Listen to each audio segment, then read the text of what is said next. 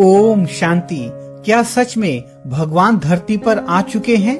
क्या सच में परमात्मा का हो चुका है दिव्य अवतरण? क्या भगवान किसी मनुष्य तन का आधार लिए हैं? क्या है इन बातों की सच्चाई? आइए इस वीडियो में हम जानते हैं। ब्रह्मा कुमारीज के संस्थापक प्रजापिता ब्रह्मा बाबा, जिन्हें दादा लेखराज भी कहा जाता है, वह हीरे जवाहरात के एक प्रसिद्ध व्यापारी थे। उनका व्यापार कोलकाता, मुंबई और सिंध के हैदराबाद तक फैला हुआ था। दादा के इन तीनों स्थानों पर अपना घर भी था, लेकिन यह घटना सन 1936 में दादा के मुंबई में स्थित सद्गुरु सदन की है।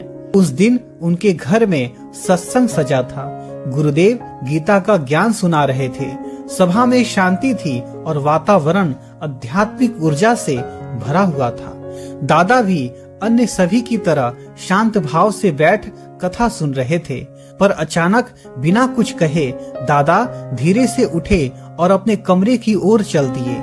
यह उनके स्वभाव के विपरीत था और इस तरह घर का मुखिया का सत्संग सभा से अचानक उठकर चले जाना सभा और गुरुदेव का अपमान माना जाता था। दादी वृज इंदिरा जी, जो उनकी बहू थी, वह चकित होकर उनके पीछे पीछे कमरे तक पहुंची। कमरे का दृश्य देखकर वे स्तब्ध रह गई। दादा पद्मासन में अपने बेड पर बैठे थे। उनके चेहरे पर एक अलौकिक तेज चमक रहा था।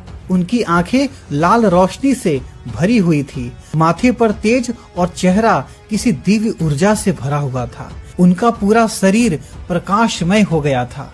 ऐसा लग रहा था मानो कोई तेजोमय शक्ति उनके मस्तक में प्रवेश कर रहा है। पूरा कमरा लाल प्रकाश से भर गया था और तभी उनके मुख से आकाशवाणी जैसे स्वर गूंजने लगे।